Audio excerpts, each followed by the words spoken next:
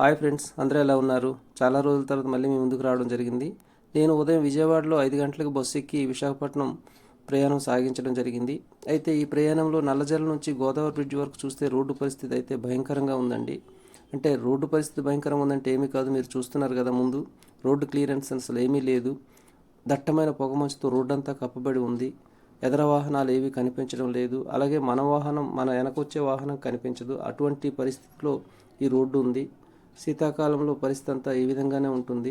యాక్చువల్గా నేను ఇటువంటి పొగమంచుని అరకులో చూశాను, కానీ ఇప్పుడు ఈ హైవేలో చూడలేదు.